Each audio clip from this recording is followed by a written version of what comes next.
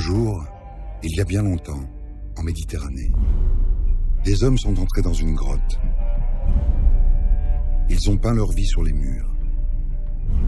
Les animaux qu'ils chassaient, ce monde naturel qui était toute leur vie. Puis ils ont laissé leurs empreintes. Et ils sont partis.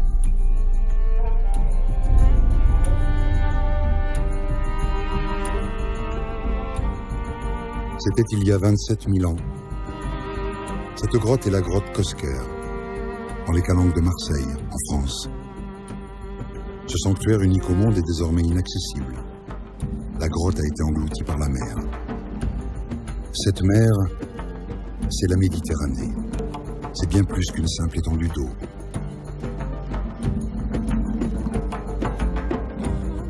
C'est la mer qui a vu grandir les civilisations humaines. Avec elle, l'homme a parcouru un chemin immense. Il a découvert l'agriculture, il a inventé le commerce, la géométrie, l'écriture. En Méditerranée, l'homme a fondé de vastes empires, imaginé des cités immenses. Il a fait de cette région la terre des premières démocraties et des philosophes. La terre des religions du livre, le judaïsme, la chrétienté et l'islam, qui sont depuis devenus les religions officielles de la moitié de l'humanité. Enfin, la Méditerranée aujourd'hui, c'est 427 millions d'habitants et 24 pays. Et pourtant aujourd'hui on ne voit plus cette Méditerranée. On ne voit que ces guerres fratricides, ces tensions entre pays riverains. On ne parle que de ces conflits religieux, de ces crises économiques, de ces fractures. Aurait-on oublié l'héritage universel de la Méditerranée? Et plus encore, aurait-on oublié combien cette région reste liée à notre propre histoire? Il faut ouvrir les yeux. Il faut voir les enfants jouer dans les quartiers palestiniens de Beyrouth et comprendre que malgré les différences, ici, on a appris à vivre en communauté.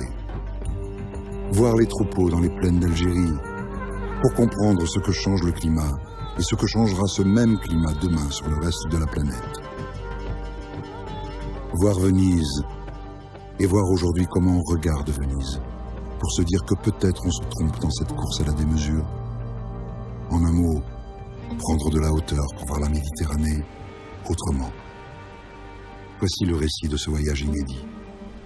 Un voyage à la rencontre d'une mer au destin unique. Cette Mare Nostrum, notre mer à tous, qu'on appelle la Méditerranée.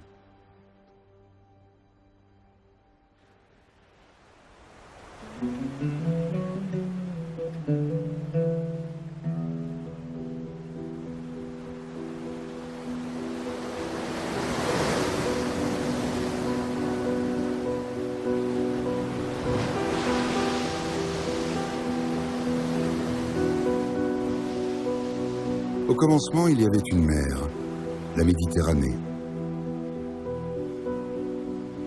Littéralement, son nom signifie « la mer au milieu des terres ».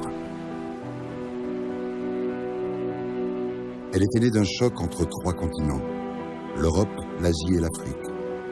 C'était il y a 20 millions d'années. La terre s'est plissée comme un accordéon. Elle a emprisonné cette étendue d'eau salée.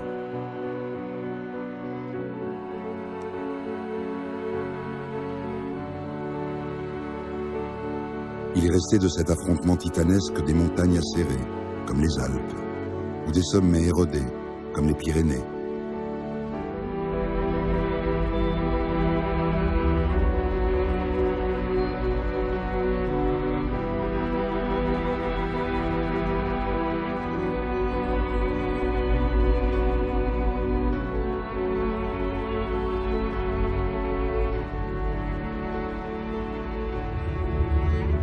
Chaînes de l'Atlas au Maroc et en Algérie, Pyrénées d'Espagne, Alpes de France et d'Italie, mais aussi Pinde en Grèce, Taurus en Turquie et Mont-Liban. La Méditerranée est encerclée par les montagnes, comme une sorte de berceau naturel. Mais par endroits, il n'y a pas de montagne. Le berceau est ouvert, comme ici, entre la Libye et l'Égypte. C'est par ce passage que les premiers humains sont arrivés en Méditerranée. Et c'est ici que commence notre voyage.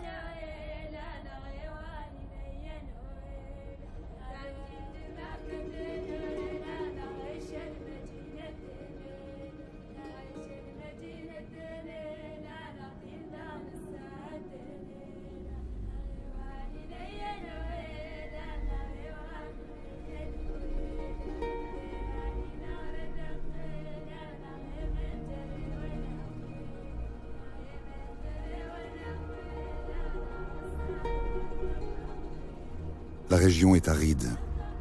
C'est le désert de Libye. Il fait partie du Sahara. Seul un cortège d'arbres résiste à la sécheresse, semblable à une armée en déroute. Il marque la piste de l'eau, cachée sous la surface brûlante.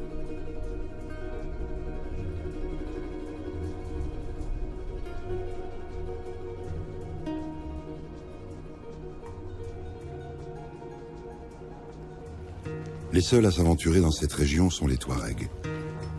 Ils sont Toubou au Tchad ou Tamatchek en Mauritanie. Ils commercent encore le sel et le blé à travers la plus grande zone aride de la planète.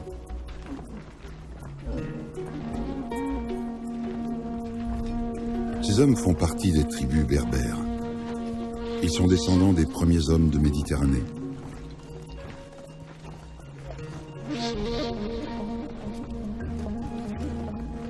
Ils marchent dans les pas d'une histoire commencée il y a des milliers d'années, celle des premiers humains du grand Rif africain. Ils étaient entrés en Méditerranée à cet endroit précis, entre la Libye et l'actuelle Égypte.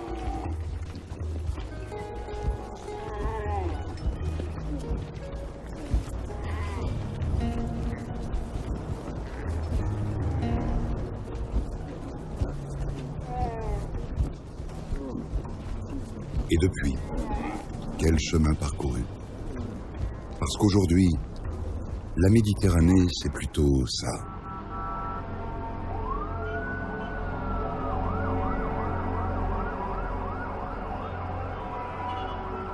Au nord du désert, le Caire, capitale de l'Égypte, est une mégapole de 16 millions d'habitants. Le Caire est la plus grande ville de Méditerranée.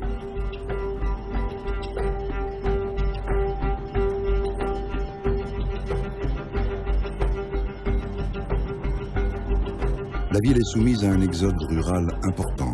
Le Caire compte 100 000 habitants de plus chaque année.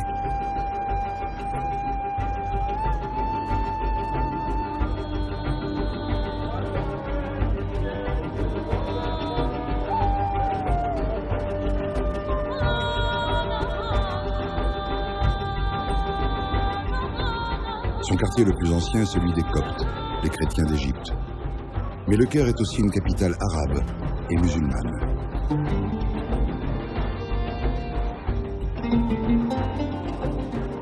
Et c'est ici que se trouve l'une des plus anciennes universités encore actives au monde, l'université Al-Azhar, qui enseigne le droit, la théologie, la science et la sagesse. On a dit du Caire qu'elle était la fourmilière de l'espèce humaine. Pourtant, ce ne sont pas les hommes qui ont décidé de l'existence de cette ville.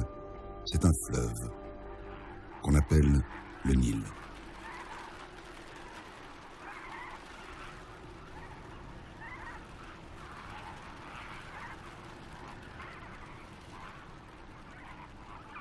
Le Nil est le plus grand fleuve d'Afrique. Ses eaux coulent du plus profond du continent noir. Le Caire, comme l'Égypte, doivent tout à ce fleuve, à la fois source de vie et de civilisation.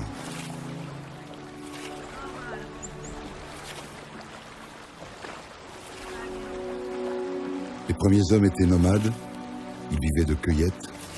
Les roseaux, les graines sauvages de ce delta du Nil ont changé leur vie.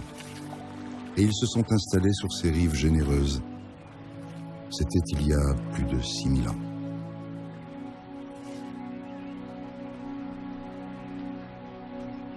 Aujourd'hui encore, 90% de la population d'Égypte vit à proximité de ce fleuve.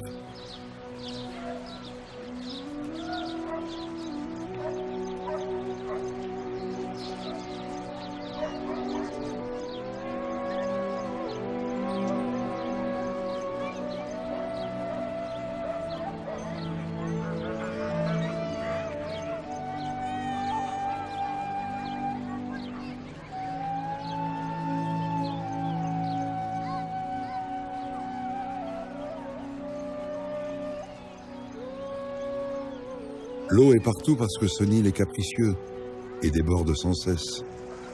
À chaque décrue, il dépose un limon noir et fertile qui a donné à l'Égypte son nom antique, celui de Kemet, la terre noire.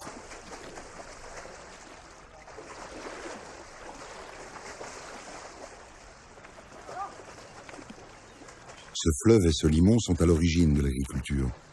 C'était au début de l'Égypte antique.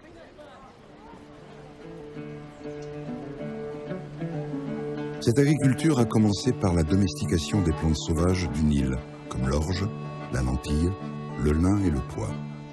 Puis elle s'est développée jusqu'à devenir l'agriculture moderne qui nourrit aujourd'hui 7 milliards d'êtres humains sur la planète.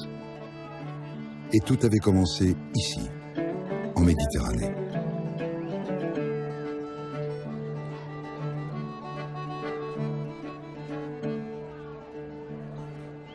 Le couloir du Nil est la seule zone agricole dont dispose l'Égypte. La place au sol est comptée, ce qui oblige à stocker le fourrage jusque sur les terrasses des maisons.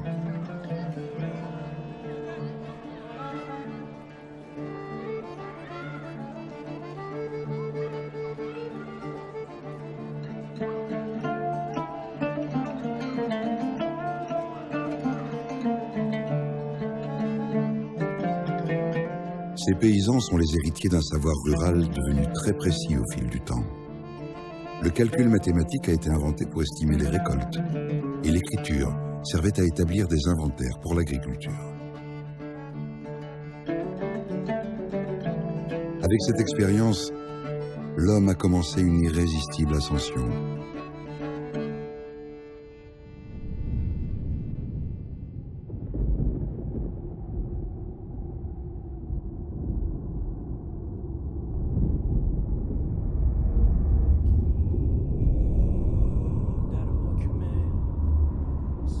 De ce culte des puissances naturelles est né le pouvoir des pharaons. Il a uni les populations d'Égypte autour d'une même peur divine. Au sud du Caire, à Gizeh, les Égyptiens antiques ont édifié des pyramides. Ces tombeaux monumentaux avaient une forme d'escalier afin de permettre aux rois défunts de siéger entre le fleuve et le soleil.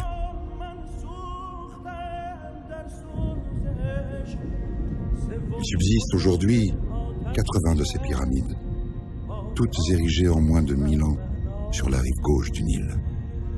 Elles sont si grandes qu'on les voit depuis l'espace. C'est l'empreinte de la première civilisation de Méditerranée.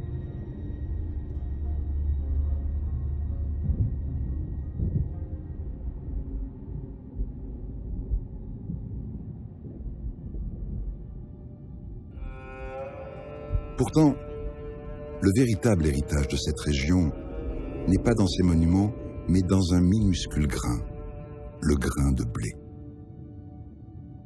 Les céréales d'Égypte ont fait de la rive sud de la Méditerranée un grenier à blé. On le cultive en Tunisie, en Algérie, au Maroc, comme ici, autour de Rabat. L'homme se transmet comme un héritage précieux les gestes et la culture de ce blé.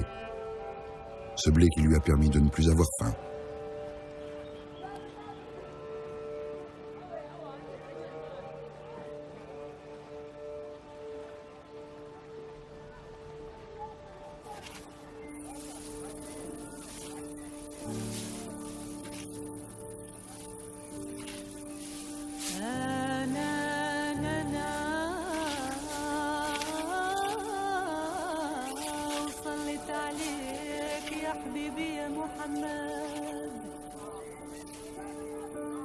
قبل طلوع الفجر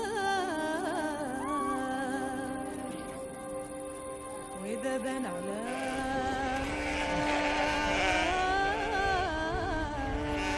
سيدنا محمد احنا عبيد قدام الله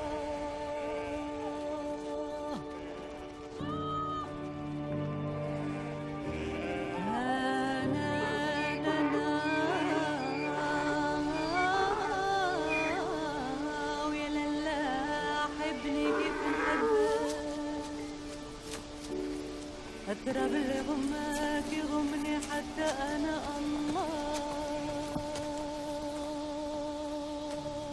L'agriculture, née de ce fleuve d'Égypte, a dépassé les frontières de la Méditerranée. Dans le monde entier, on produit plus de 600 millions de tonnes de blé chaque année.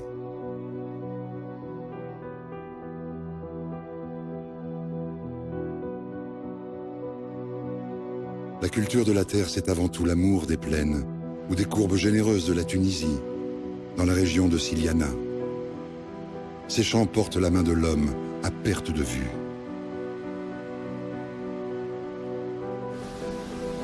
Le blé qui ondule est au final la vraie signature d'une civilisation.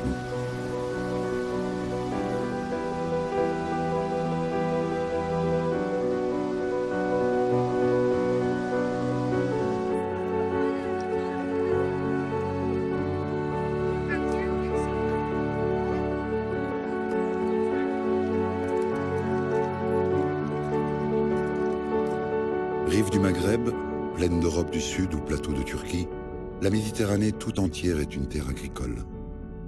Dès l'Antiquité, le blé fait bien plus que nourrir les hommes. Il apporte la richesse. Et ce blé a fait naître le commerce, inventé au Liban dès la période antique.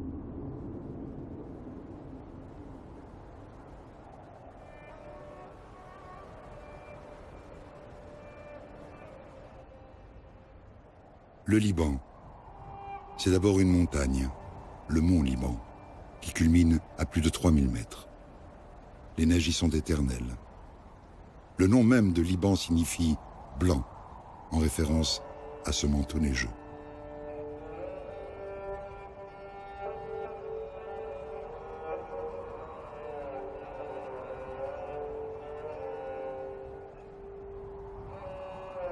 Hormis la plaine de la Bekaa, ce pays ne dispose pas de vastes terres agricoles.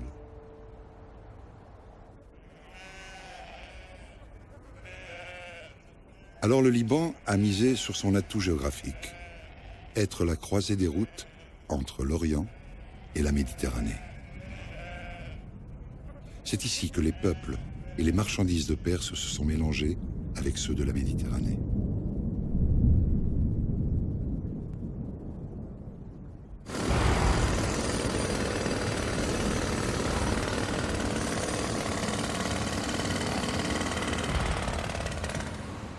Beyrouth, actuelle capitale du Liban, est une véritable ville-État.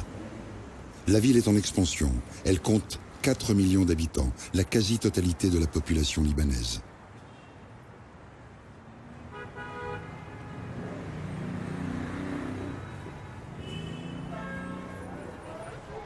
Tous les peuples d'Orient et de Méditerranée se croisent dans cette ville, faisant de Beyrouth une tour de Babel moderne. Toutes les populations et toutes les confessions.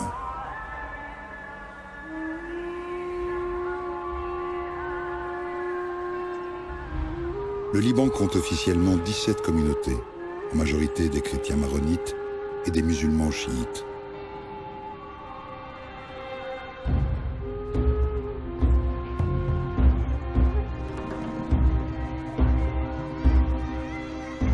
Le Liban est une terre d'accueil pour ses voisins syriens et palestiniens. Les Syriens fuient la guerre, les Palestiniens sont en exil. Avec le temps, le provisoire est devenu permanent. Les camps de réfugiés se sont transformés en véritables quartiers. Aujourd'hui, les réfugiés sont plus d'1 million au Liban, soit le quart de la population.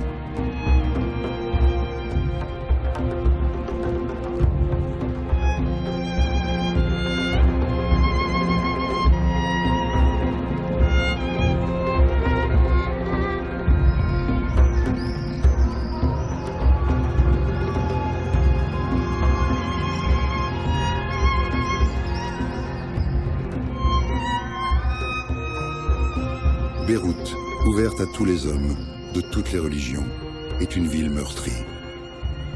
De 1975 à 1990, les phalanges chrétiennes et les milices musulmanes se sont affrontées autour de la question palestinienne. Puis l'irruption des armées israéliennes et syriennes dans le conflit a plongé le Liban dans la guerre. Les immeubles servaient de position stratégique. On se battait dans les étages à l'image de cette tour aveugle, inachevée, la tour mûre, que l'on appelait Sniper Building.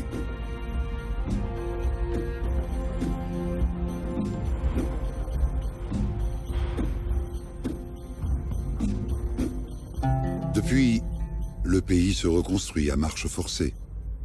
Le Liban tire sa force de 4 millions de Libanais qui vivent à l'étranger et d'un métier qui a fait sa fortune depuis toujours, le commerce. Tout se vend et s'achète à Beyrouth. Ce commerce international est né ici, il y a plus de 6000 ans. Ce qui a fait la différence n'est cette fois pas un fleuve, mais une immensité d'eau, la Méditerranée.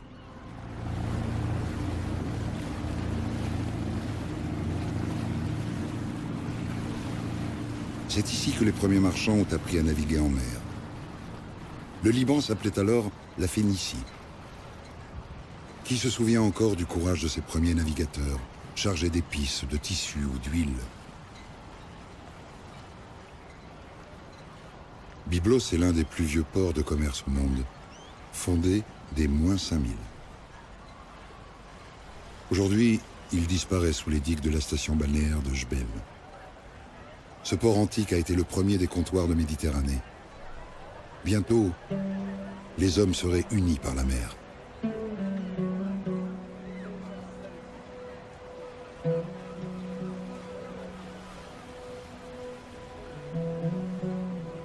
Les navires des Phéniciens étaient réputés.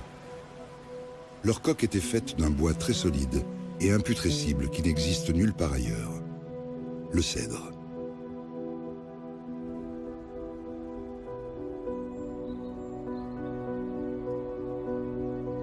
De nos jours, les cèdres sont rares et l'espèce est protégée. Pour voir les derniers, il faut monter dans les hauteurs du mont Liban, dans la région de Pshareh. Certains de ces géants ont plus de 2000 ans d'âge. Ils sont les derniers témoins de la forêt dense qui couvrait le Liban.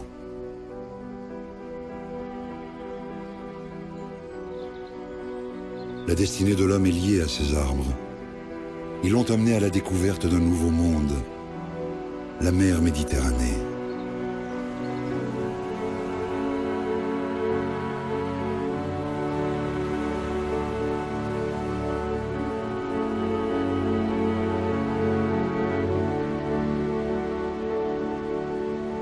Jamais les hommes n'auraient pu aller aussi loin par voie de terre.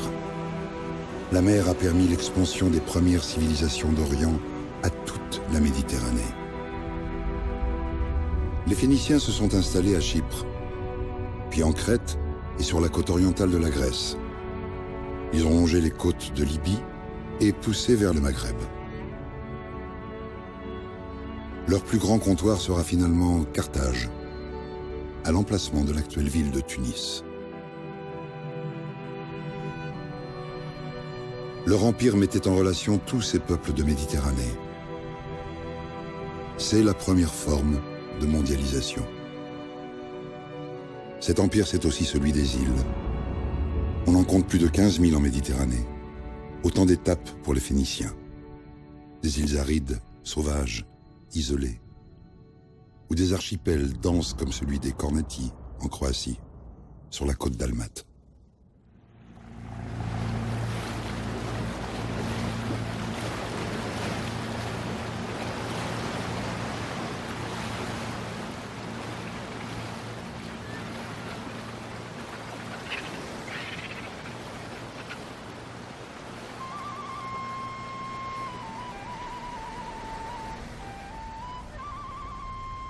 L'archipel des Kornati compte à lui seul plus de 140 îlots.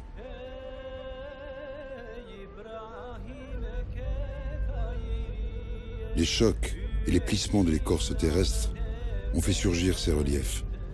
La mer les a engloutis ensuite.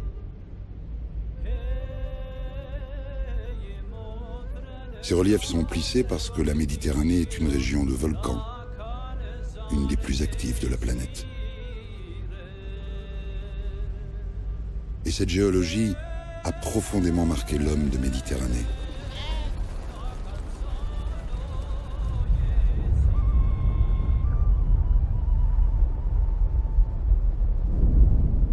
Stromboli, dans les îles éoliennes, est une montagne de 900 mètres de haut. Le volcan projette toutes les heures des blocs de lave et de cendres. Ces projections l'empêchent d'exploser totalement.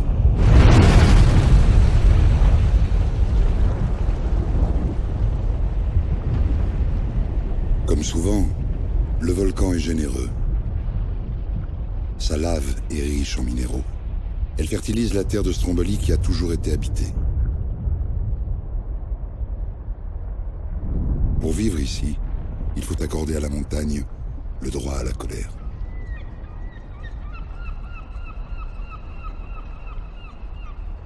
Cette relation bizarre entre fascination et méfiance est aussi ancienne que l'homme de Méditerranée.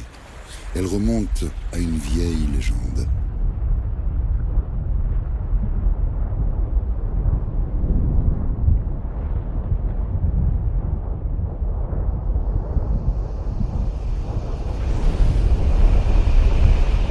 « 60 volcans dont l'Etna en Sicile sont encore actifs en Méditerranée, entre l'Italie et la Grèce. Mais il en est un, en particulier, qui a changé le cours de l'histoire. C'est le Santorin, en Grèce, dans la mer Égée. On dirait une île, mais c'est un volcan. Un immense volcan dont on ne voit plus que la caldeira. C'est-à-dire ce qui reste de l'effondrement de son cratère sur lui-même. Son explosion eut lieu vers moins 1400. Sa violence fut telle qu'on lui attribua la disparition d'une civilisation entière, la civilisation des Minoans. Ils étaient grecs et très avancés pour leur époque. Ils disposaient de leur propre écriture, de leur agriculture et de leurs navires. Cette prodigieuse civilisation a disparu d'un coup, mystérieusement.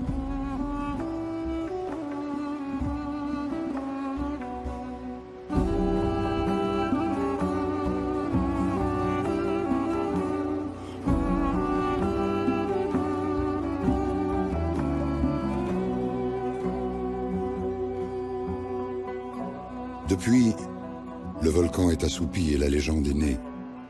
Elle raconte comment le monde naturel peut supprimer une civilisation humaine.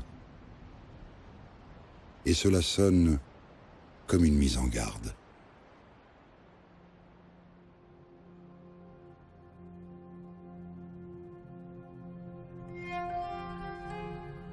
L'homme grec sur le continent se mit à craindre le pouvoir des montagnes. Ces montagnes qui dominent la Grèce et dont le sommet culmine à 3000 mètres, au mont Olympe. C'était la demeure des dieux.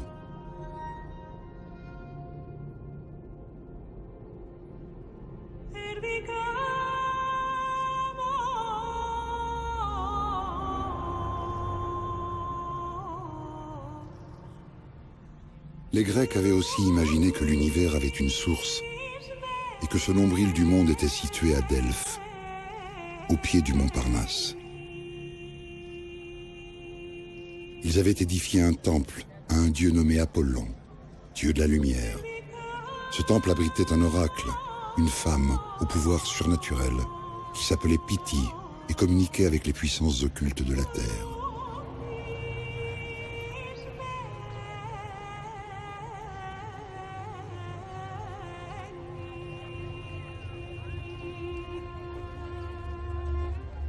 Mais l'homme grec n'était pas seulement mystique. Il voulait comprendre. Il avait édifié partout des théâtres pour exprimer ses doutes et sa philosophie. C'était la révolution des pensées.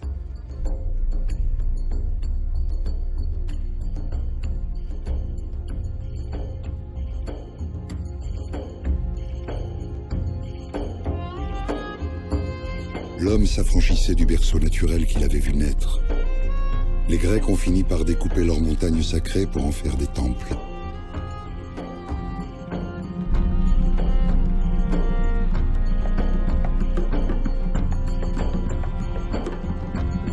De nos jours, l'Acropole, la ville haute d'Athènes, est le vestige le plus visité de cette expérience. Mais que peuvent bien raconter des pierres d'une aventure mystique? Les dieux grecs s'appelaient Zeus, dieu suprême de l'Olympe, Poséidon, dieu de la mer, ou encore Athéna, déesse de la guerre. Ils étaient tous descendants d'une même divinité appelée Gaïa, la terre. Et en même temps, ces dieux étaient jaloux, querelleurs, généreux. Ces dieux étaient désormais à l'image de l'homme. C'étaient les débuts du principe d'humanité, devenu universel depuis.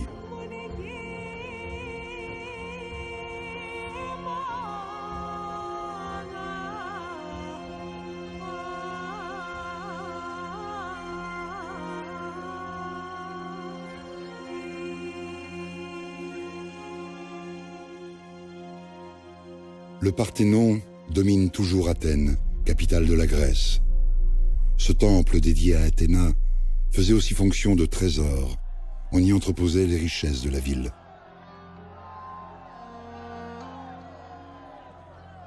Ce trésor aiderait bien les Grecs d'aujourd'hui, pris dans une crise financière sans précédent et luttant pour leur souveraineté.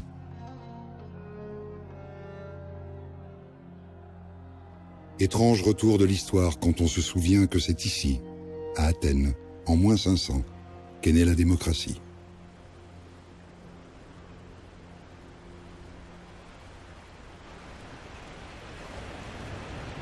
Les Grecs étaient aussi de grands marins. L'emplacement de leur comptoir ne devait rien au hasard. Ils ont donné naissance au grand port de la Méditerranée actuelle. Mycène, Corinthe, Sparte, Marathon puis Athènes, mais aussi Millet, Rhodes et Phocée. Les cités d'origine de l'Empire grec ont donné naissance à Istanbul en Turquie, Marseille en France et Cyrène en Libye. La cité d'Alexandrie en Égypte, fondée en moins 300 par Alexandre le Grand, marque l'apogée de l'Empire grec. Puis, ce sera la chute. Un autre empire va bouleverser la Méditerranée. Rome.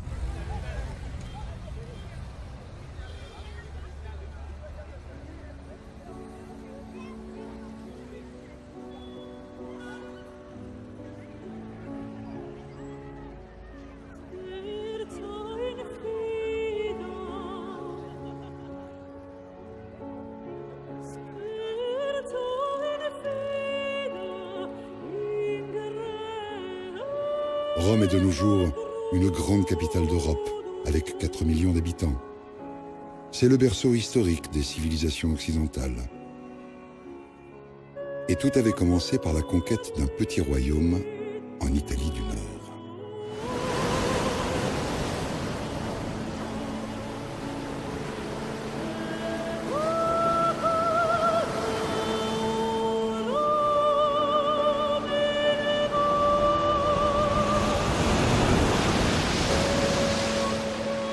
L'Italie du Nord, ce sont des côtes au relief marqué comme ici, en Ligurie.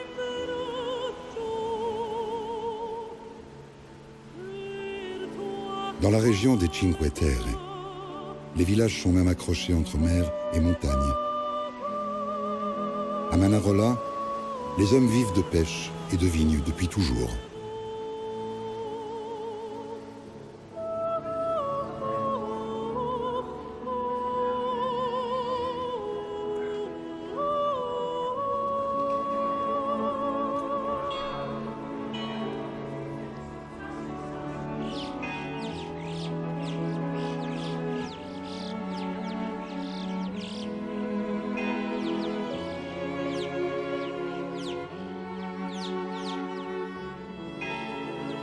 L'Italie du Nord, c'est aussi la Toscane.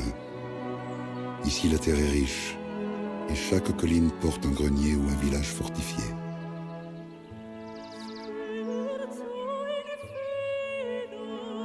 En Toscane, on cultive la vigne et le blé depuis 4000 ans. Les grands noms de vignobles sont désormais Chianti ou Montalcino. C'était le royaume des Étrusques, un peuple antique très cultivé, qui rayonnait sur l'Italie du Nord.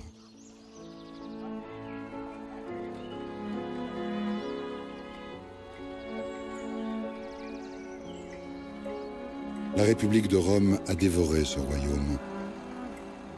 La terre de Toscane est la première victoire d'une république sur une monarchie.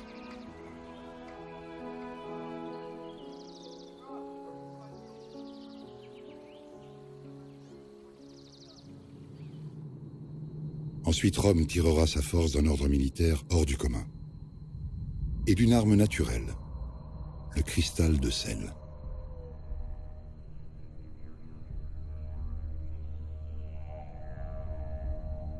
Ce sel est extrait de la Méditerranée dans des salines comme celle d'Alexandrie, en Égypte.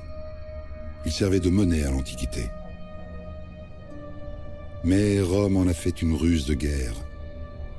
Avec ce sel, les légions romaines pouvaient conserver leur nourriture pendant les interminables campagnes militaires.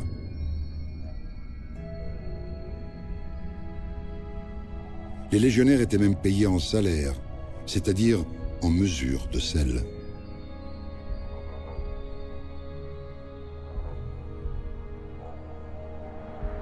C'était le temps des conquêtes.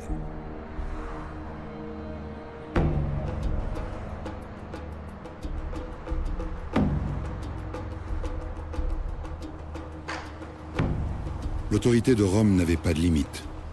La Méditerranée fut rebaptisée. Elle ne serait plus la mer entre les terres, mais Mare Nostrum, notre mer, celle de l'Empire de Rome, au sens large, celle de l'homme. L'Afrique du Nord fut conquise. En Libye, les colossales ruines des cités de Sabrata et de Leptis Magna gardent la mémoire de ces termes, de ces théâtres, cirques et capitoles. C'est l'apogée de l'art du pain et du cirque. Pour unir le peuple de Méditerranée, Rome le nourrit et le divertit pour ne pas qu'il se rebelle.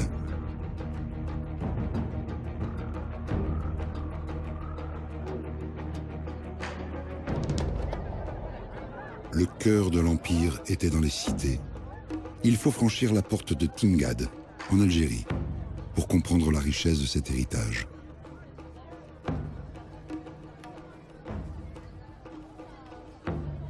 Ces rues et ces avenues à angle droit aux strictes proportions ne favorisaient pas seulement la circulation. Elles dessinaient un nouvel espace de vie des hommes, ensemble, où les maisons deviendraient des immeubles, des quartiers, des cités immenses.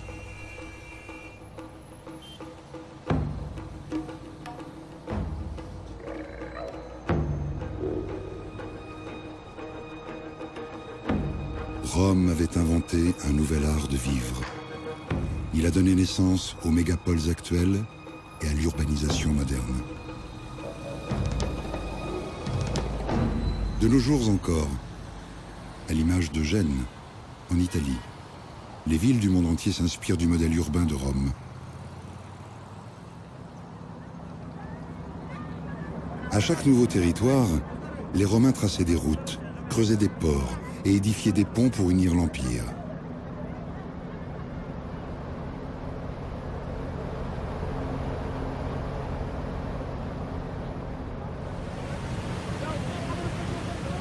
Qui se souvient encore que c'est l'empereur romain Néron qui a imaginé le premier ce monumental canal de Corinthe en Grèce.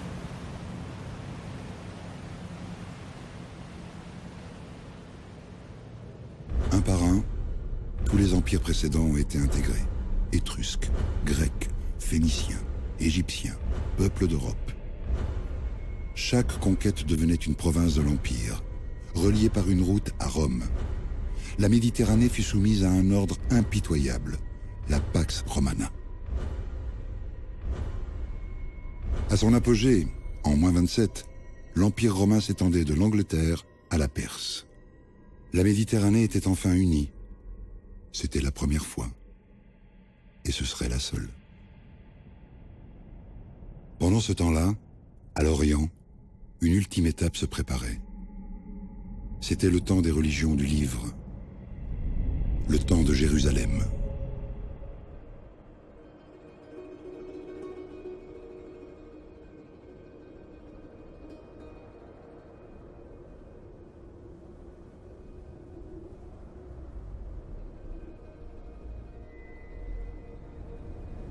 Aux confins de l'Empire romain, des nomades sémites, c'est-à-dire les hommes qui parlent une langue orientale, s'aventuraient au plus profond des actuels déserts de Wadi Rum, en Jordanie.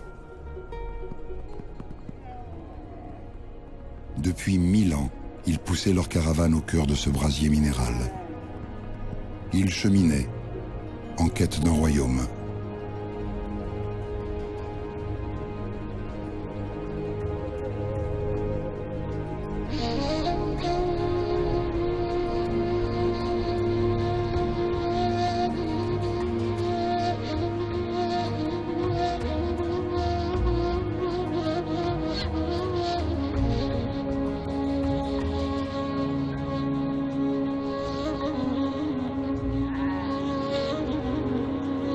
Ces errants se nommaient eux-mêmes des Hébreux, ce qui veut dire « ceux qui passent ». Ils disaient venir d'Égypte, de Mésopotamie, et connaissaient les secrets du désert.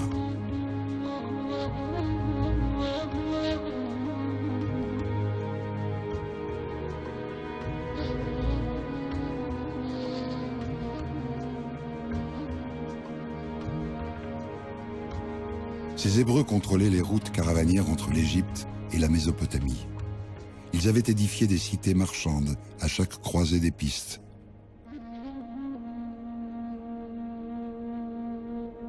Au sud de la mer Morte, l'un de ces Hébreux, le roi d'Édom, avait même bâti une cité au creux du désert. C'était la plus somptueuse des villes marchandes. Elle se nommait Pétra.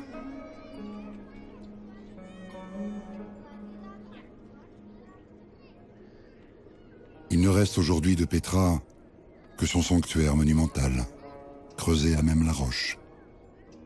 Son architecture est en partie grecque. Elle témoigne des brassages religieux et culturels de cette ville marchande.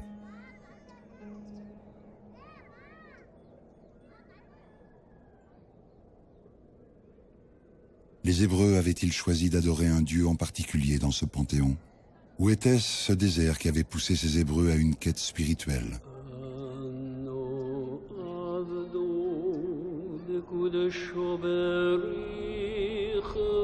Ce long chemin à travers les épreuves a fini par leur forger une conviction. Il ne pouvait exister qu'un Dieu unique et universel, qui favorisait ou sacrifiait, pour des raisons connues de lui seul, les hommes dans leur diversité. Ainsi est né le judaïsme, première religion monothéiste de Méditerranée.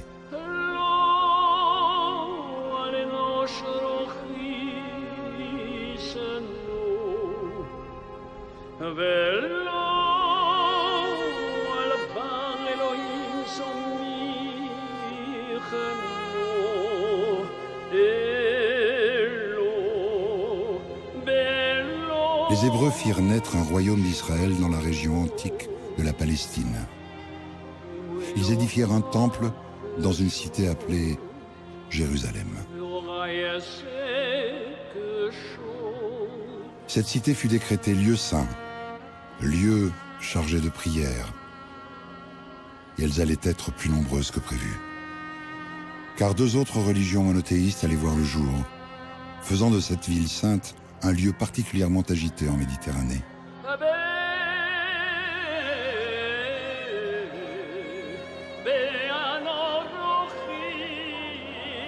L'homme d'Israël était érudit. Il avait écrit sur des rouleaux un testament qui allait se transmettre de génération en génération. Cette Bible hébraïque comprenait la Torah, qui définissait les croyances, l'histoire et l'identité de ses clans, ainsi qu'un ensemble de textes régissant sa vie.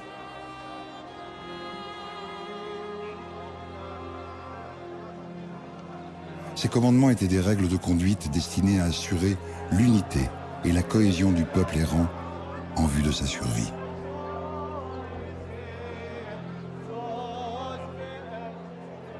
Et à partir de là, tout s'est compliqué. Un de ces Juifs, un prédicateur appelé Jésus, fut accusé de prêche illégale et condamné à mort par les Romains à Jérusalem. L'exécution, par crucifixion, produisit un résultat inattendu. Le supplicié était revenu à la vie. C'était un miracle. Aux yeux de l'homme chrétien, ce miracle faisait de Jésus-Christ le Fils de Dieu, le Messie, envoyé aux hommes. Ses disciples allaient donc s'organiser pour se transmettre son histoire et ses enseignements, ce qui donna naissance à une seconde voie monothéiste, le christianisme, et un Nouveau Testament, la Sainte Bible.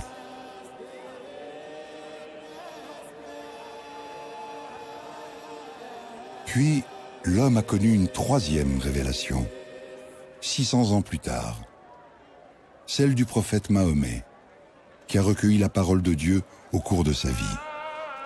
Il l'a transmise à ses compagnons pour qu'ils consignent précieusement cet enseignement en sourate dans le grand livre du Coran.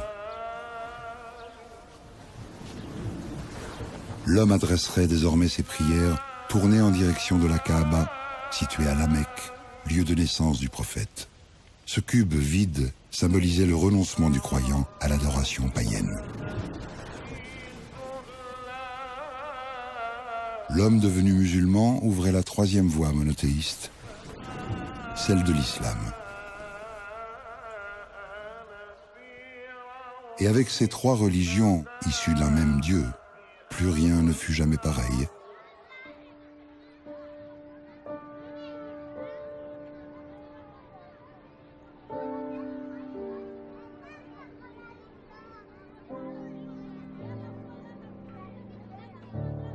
Tout ça, c'est un peu nous, finalement.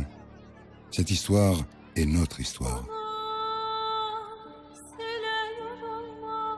On est un peu romain, grec, on est turc, arabe, égyptien avant d'être français ou marocain. On est juif aussi, chrétien et musulman. Cet héritage rayonne sur la planète entière.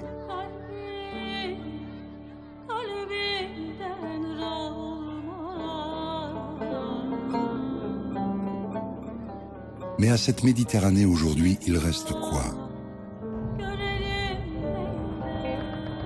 Quand on la regarde, on la voit comme une famille divisée par son héritage. Colonisation, guerre, coup d'État. Son histoire est une suite de conflits.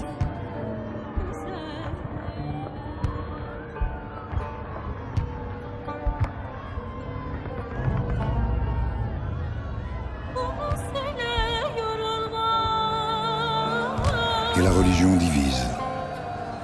Juifs, chrétiens ou musulmans, les hommes se sont déchirés autour d'un Dieu unique.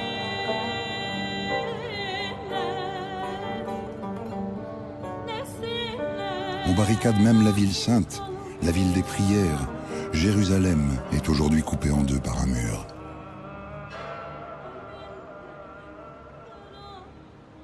Cette barrière va bien au-delà de la ville sainte. Elle est longue de 730 km et sépare l'État d'Israël de la Cisjordanie.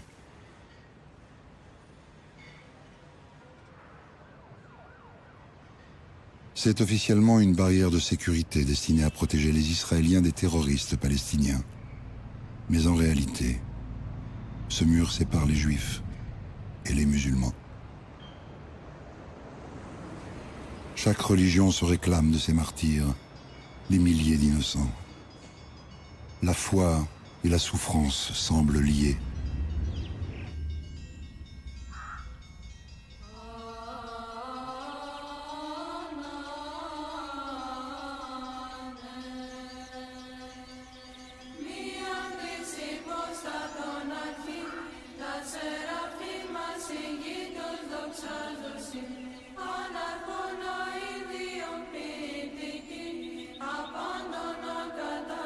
Les martyrs chrétiens ont donné leur nom aux églises et aux monastères, comme ici, en Grèce, dans la région des Météores.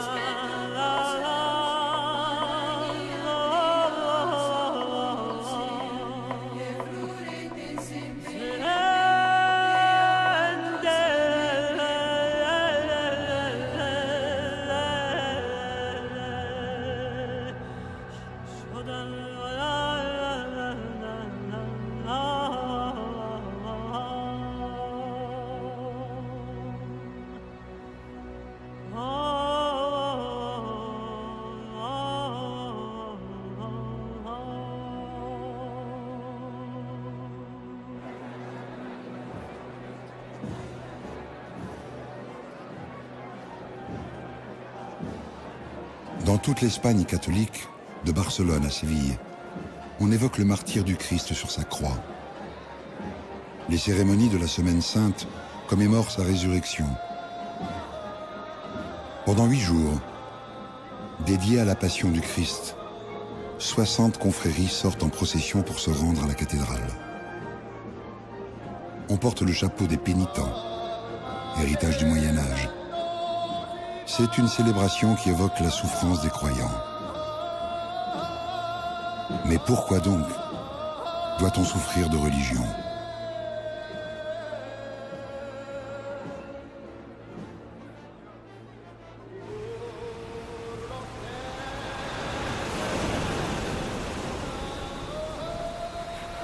De l'Espagne chrétienne au Maroc musulman, il n'y a que 15 kilomètres. De chaque côté, on observe la rive d'en face à l'œil nu. Le détroit de Gibraltar ouvre un gouffre entre les religions.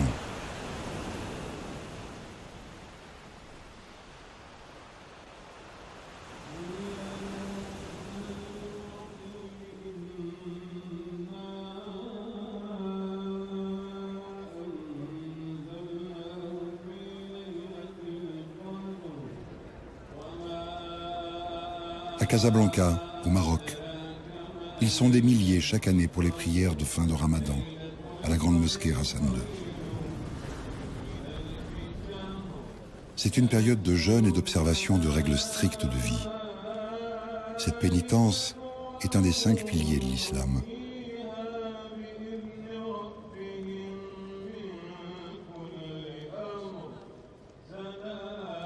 Finalement, on prie un Dieu unique et universel, mais on prie dans des mondes différents.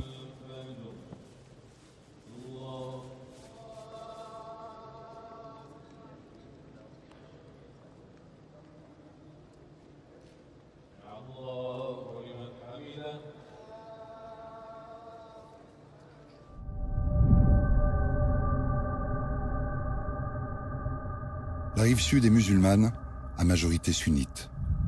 Elle observe la sunna, c'est-à-dire les actes et les paroles du prophète durant sa vie.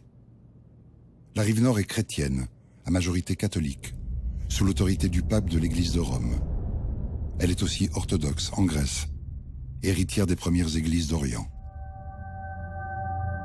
Le seul point de contact entre les rives est finalement Istanbul, en Turquie.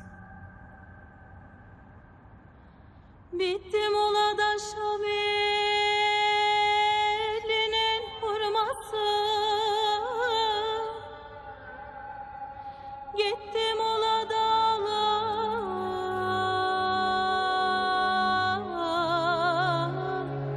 gözüm sürmesin.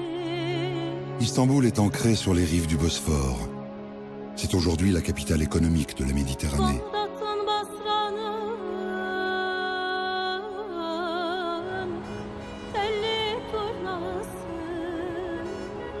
Ce détroit du Bosphore est un axe vital entre mer Noire et Méditerranée. Les ponts d'Istanbul unissent l'Europe à l'Extrême-Orient par la route du Kazakhstan, de la Mandchourie ou du Golfe Persique.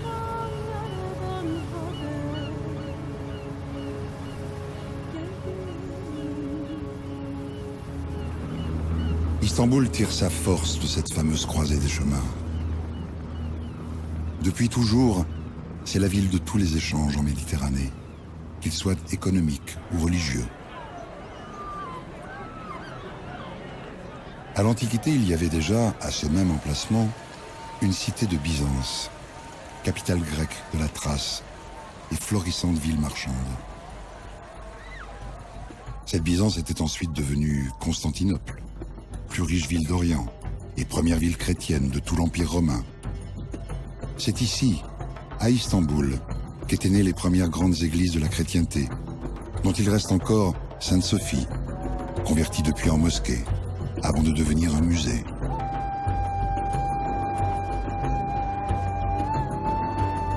Enfin, Istanbul, son grand bazar et ses 4000 boutiques, a été ensuite le cœur battant de l'Empire turc ottoman. Un empire marchand et politique, dont l'influence courait de la Méditerranée orientale jusqu'aux frontières de l'Autriche et de la Hongrie.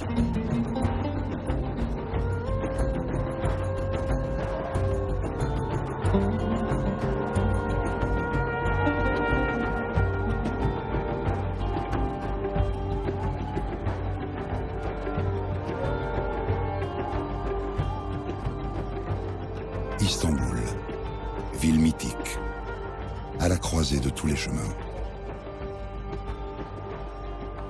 Aujourd'hui, la République turque se cherche une voie entre islam modéré et une laïcité qui figure dans sa constitution depuis l'époque d'Atatürk, en 1929.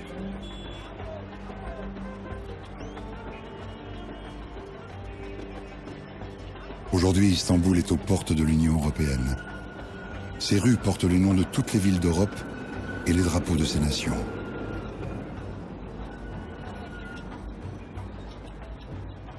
Aujourd'hui, Istanbul est une ville cosmopolite de 13 millions d'habitants. Elle semble dire que les divisions religieuses ne sont pas une fatalité et que vivre ensemble, en Méditerranée, est possible.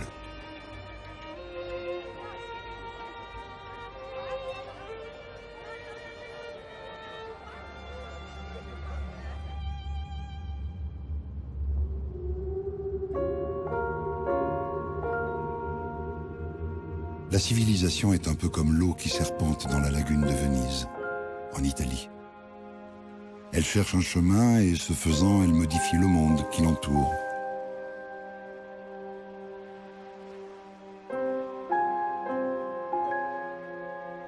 L'homme a su bâtir les cités raffinées d'Orient. Aujourd'hui, il ne sait plus très bien ce qu'il regarde.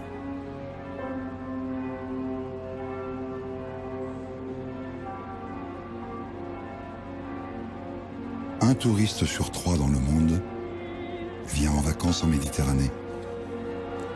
Le temps d'une escale, d'une photographie. La démesure des navires de passage semble même écraser cette Venise subtile, héritière de Byzance et d'Italie.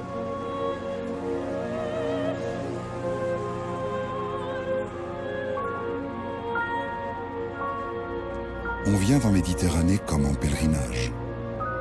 On vient chercher quelque chose qui n'est plus vraiment la Méditerranée finalement.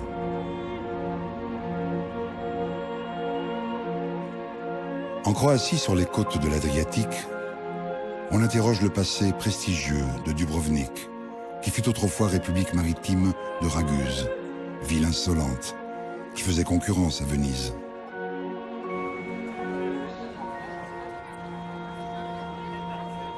La ville a été rasée par les bombardements pendant la guerre des Balkans.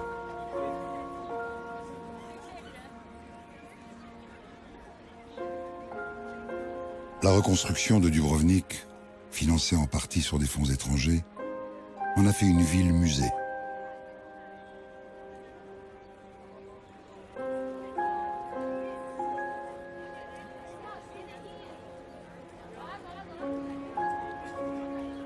Désormais, en Croatie, on compte 2 fois plus de touristes que d'habitants pendant l'été.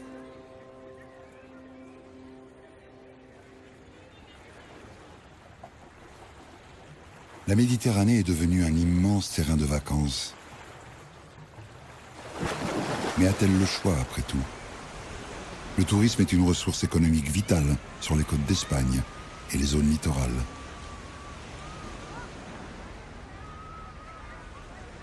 Un tiers du tourisme mondial, cela représente 250 millions de visiteurs qu'il faut accueillir le temps de quelques mois. Des milliers de villes de vacances, 700 ports de plaisance, des kilomètres de plage. La Méditerranée est une station balnéaire, comme sur la Costa Brava, accumulant au passage les besoins en eau, en assainissement et les risques de pollution.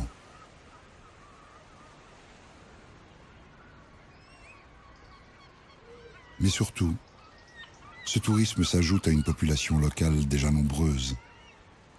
Et la place commence à manquer.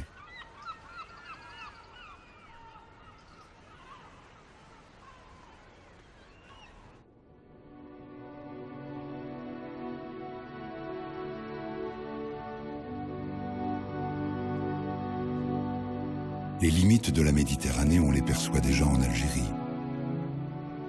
Le pays est immense, mais il est en partie inhabitable. Dès que l'on franchit les montagnes de l'Atlas, c'est le désert. Et personne ne peut vivre dans ce désert, si ce n'est autour de rares oasis, comme celle de Gardaïa. Ces cités berbères, fondées par les Mozabites, sont les seuls îlots de vie dans un univers minéral qui gagne lentement du terrain sur la rive sud de la Méditerranée.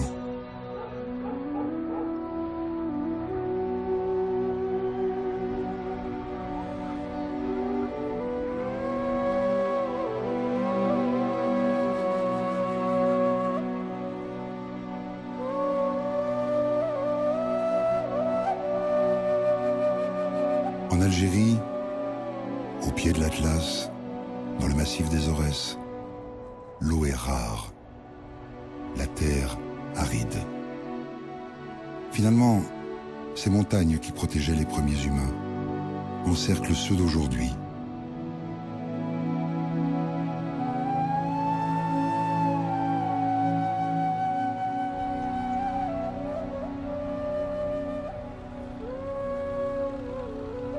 Alger est donc tournée vers la mer comme la plupart des grandes villes de Méditerranée. Cette ville incroyable était autrefois surnommée Alger la Blanche, du fait de sa fameuse Casbah et ses cascades de maisons blanchies à la chaux.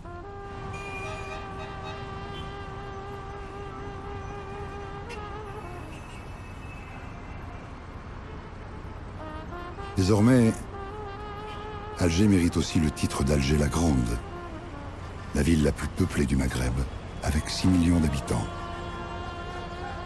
La population est jeune, un tiers a moins de 20 ans. L'expansion d'Alger est un défi pour l'éducation et la santé. C'est un défi aussi pour trouver du travail et un avenir à chacun. Allah ya Allah, ya Habib Allah, Allah ya Allah, Rasul Allah, Allah ya Allah, ya Habib Allah, Allah ya Allah, ya Rasul Allah, sallu ala al-nabi, ashabu ashraq, Muhammadan ya al-munawwar, ya zin al-bashraq.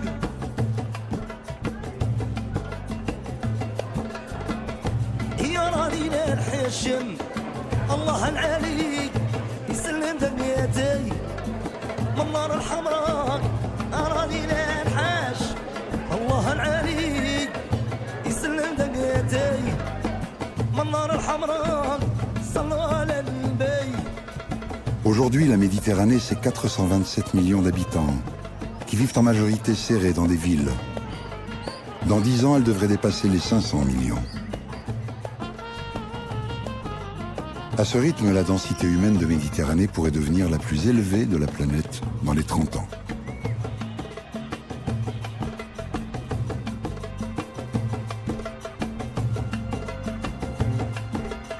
Partout, les villes poussent comme des champignons sur le littoral. On compte 580 zones urbaines. Alexandrie en Égypte, c'est 4 millions d'habitants et 30 km de vue sur mer. Et la ville est un chantier. Le béton progresse encore.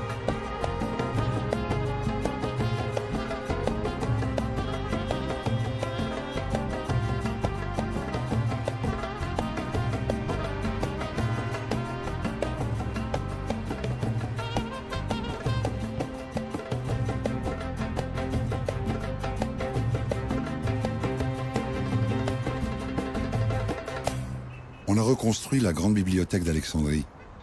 Elle prend la suite de la prestigieuse bibliothèque antique, détruite par les Romains et dont les parchemins venaient par bateau.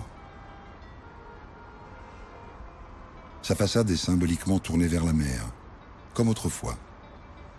De ses balcons, on voit la Méditerranée, source de tous les savoirs et de toutes les cultures. Mais aujourd'hui, quand on se tourne vers cette mer, il faut l'écouter avec son cœur.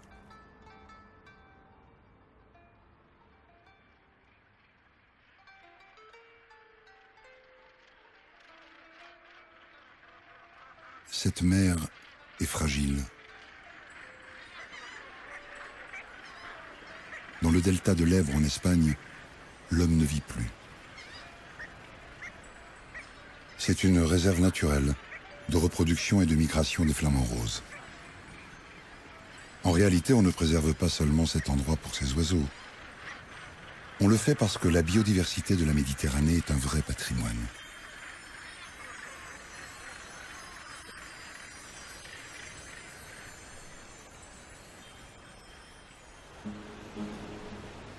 Cette richesse naturelle a été favorisée par les îles. La Corse est même restée un de ces isolats où la vie est protégée.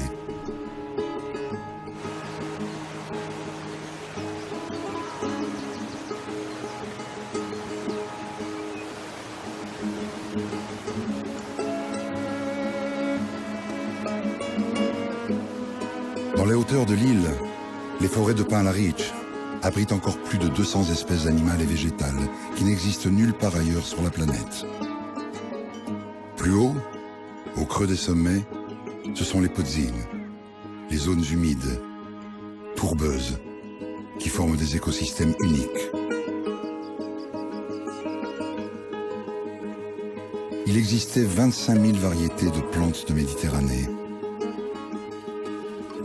Ce patrimoine naturel est une sorte d'assurance-vie pour les hommes. À mesure qu'il disparaît, les limites de leur espace de vie apparaissent plus claires.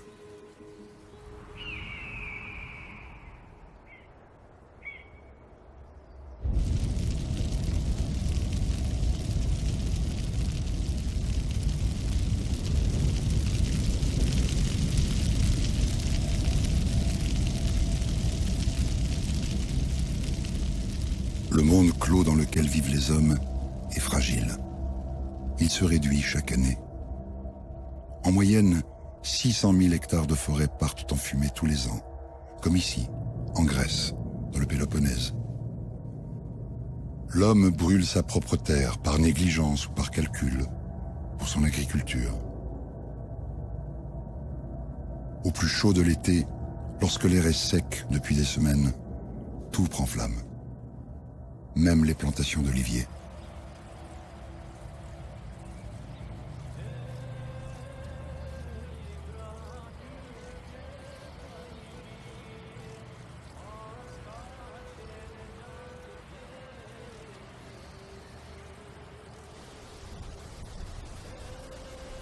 Cet olivier n'est pas seulement un arbre, c'est un symbole. Il supporte la sécheresse, mais pas le froid, ni les pluies intensives. Et il aime par-dessus tout le soleil.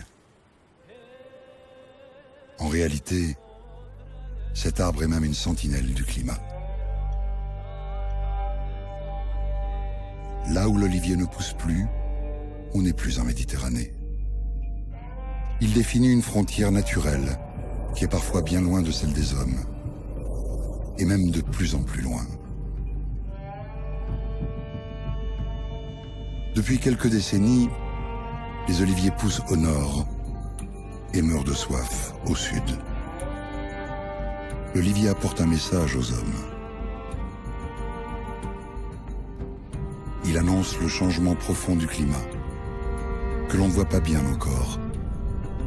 Plus de 2 degrés de surchauffe sont prévus sur la région Méditerranée. Ce serait alors la région du monde la plus exposée au réchauffement climatique.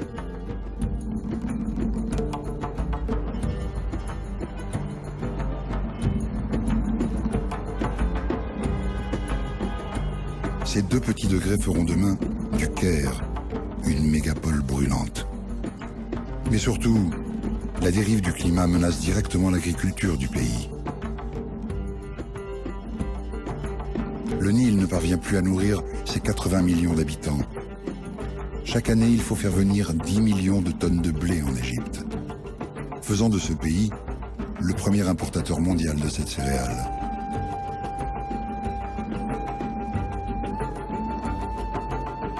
Le blé est pourtant né ici. Mais un Égyptien sur 4 ne survit que grâce à du blé venu d'ailleurs.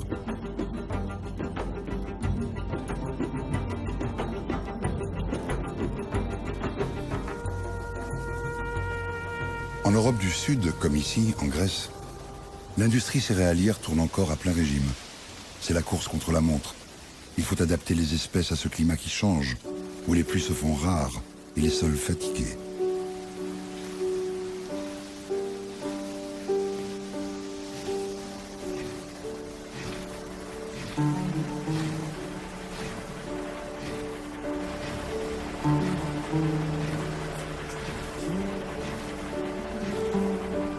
L'eau n'est pas seulement un enjeu agricole.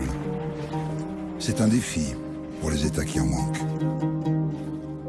60% des pauvres en eau de la planète sont méditerranéens.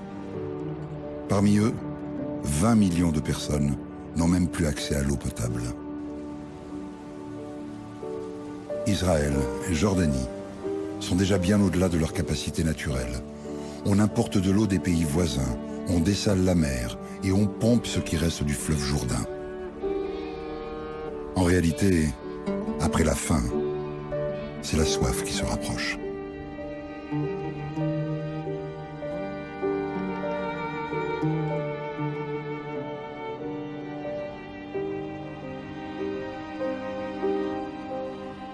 La menace d'un manque d'eau est déjà aux portes de Tripoli, capitale de la Libye. Tripoli doit son nom à 3 cités de l'Empire romain qui formaient la région de la Tripolitaine. Aujourd'hui, c'est une agglomération de 2 millions d'habitants, d'origine arabe et berbère.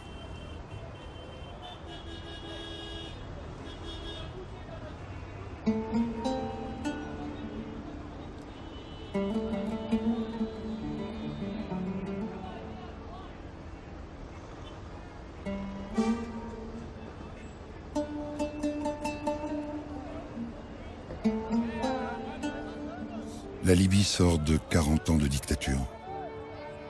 Une guerre civile a mis fin au règne de l'ex-homme fort du pays, le colonel Mouammar Kadhafi. Depuis, le pays se cherche un avenir malgré ses divisions.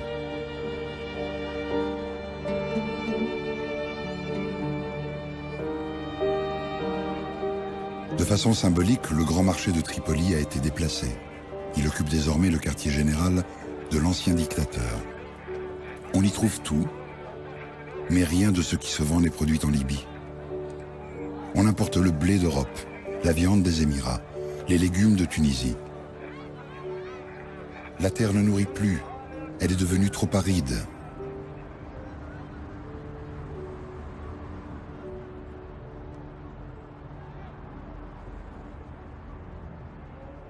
Tripoli est cerné par le désert, cet immense désert de Libye, grand comme la France, l'Espagne et l'Italie réunies, où l'eau n'existe plus.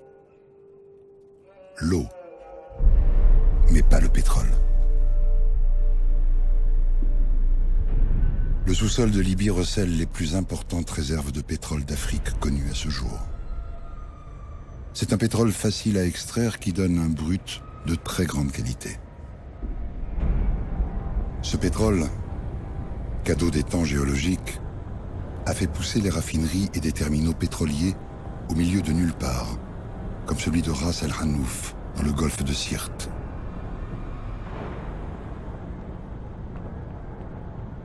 La température est telle qu'il faut sans cesse protéger les installations du soleil.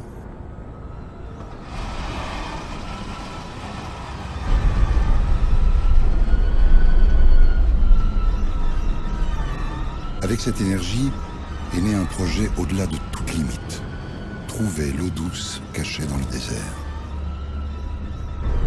Depuis 20 ans, des machines creusent sans relâche à la recherche de cette eau. Elles ont foré jusqu'à 500 mètres de profondeur, 1300 puits, enterré 4000 km de pipeline. C'est la plus grande rivière artificielle de toute l'histoire de l'humanité.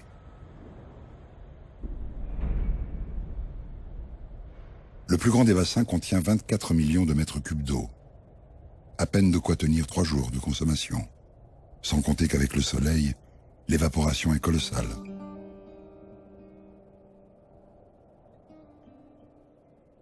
Cette eau est une eau fossile, accumulée par les sables du désert, goutte à goutte, à chacune des rares pluies, depuis la nuit des temps.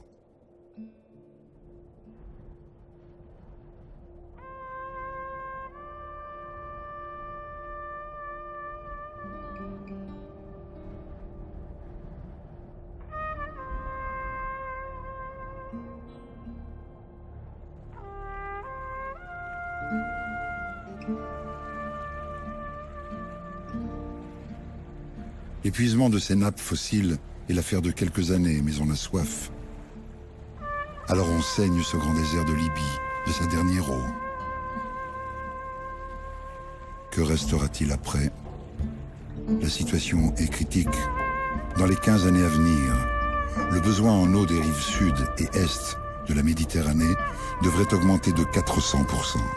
4 fois besoin d'une eau qui est déjà rare.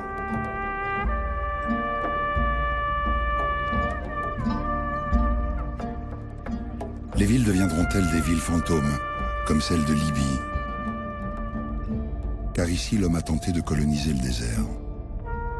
Par centaines, par milliers, des immeubles puis des villes entières étaient sortis des sables.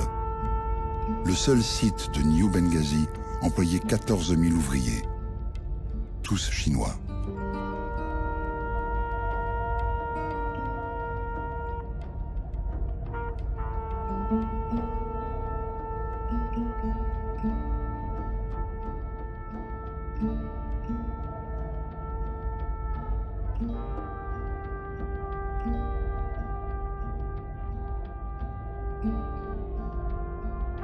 Ce sont les plus grandes villes fantômes de la planète. Elles ont été abandonnées à la chute de la dictature en Libye. De toutes les façons, elles étaient déjà condamnées par le manque d'eau.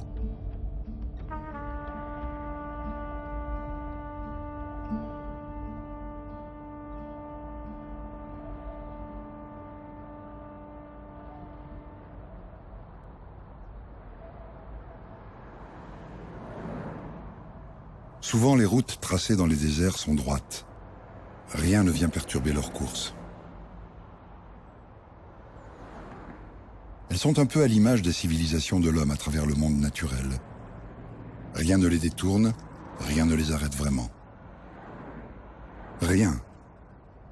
Pas même la Méditerranée qui nous parle de demain, quand il fera trop chaud, quand il manquera d'eau et de ressources. Cette Méditerranée, berceau de nos existences, que personne n'écoute plus. Ces routes du désert sont en Libye. Elles conduisent toutes à la Méditerranée.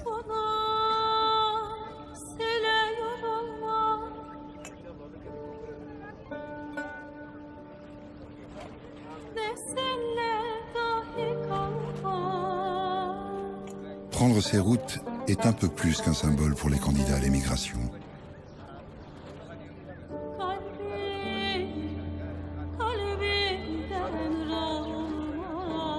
Ils sont des dizaines de milliers chaque année. Ils remontent de toute l'Afrique subsaharienne, fuyant la soif, la famine, les conflits, la pauvreté. Ces gens-là cherchent l'avenir en Méditerranée. À leurs yeux, cette mer est toujours une croisée de chemins où la vie prend une autre direction. Ces hommes, ces femmes, ces enfants n'ont souvent aucun bagage. Ce qu'ils emportent avec eux, c'est un immense espoir qui s'appelle Méditerranée.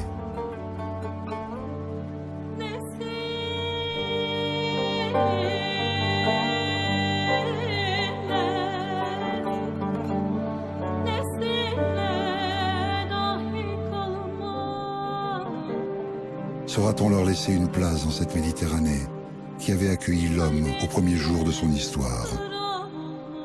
Rien n'est moins sûr.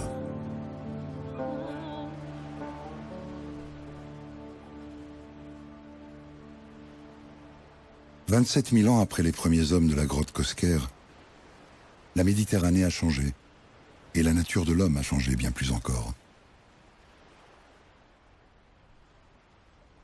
À la préhistoire, il n'y avait qu'une poignée d'humains dans cette région. Aujourd'hui, la ville de Marseille compte près de 2 millions d'habitants. La ville est dense, encombrée. Elle bouillonne de vie. La ville, Marseille, est juive et chrétienne. Elle est aussi largement musulmane. Depuis sa fondation, Marseille est une ville de migrants. Ils sont grecs, turcs, italiens, arméniens, espagnols et, bien entendu, algériens, depuis la fin des colonies françaises en Algérie. Ces migrants partagent une histoire commune et une terre qui ne l'est pas moins. À Marseille, comme à Barcelone, Alger, Naples, Athènes, Tunis, Istanbul, Beyrouth ou le Caire, ce brassage des populations et des cultures existe depuis des milliers d'années. C'est bien ici en Méditerranée que les hommes ont appris les premiers à vivre ensemble.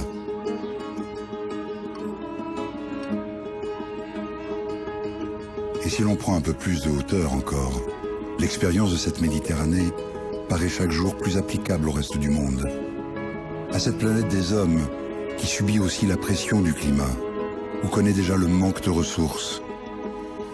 Une planète à l'avenir incertain, où les frictions se multiplient et les frontières se dressent, et où, plus que jamais, on a besoin d'apprendre à vivre ensemble. Et si, bien au contraire, la Méditerranée nous racontait déjà une histoire pour demain.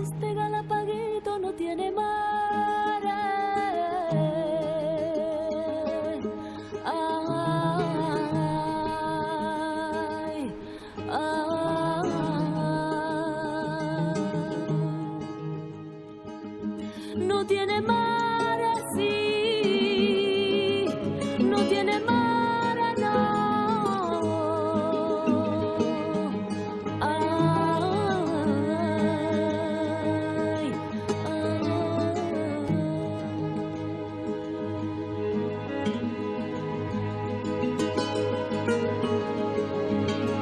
Lo parió una gitana y lo echó a la calle.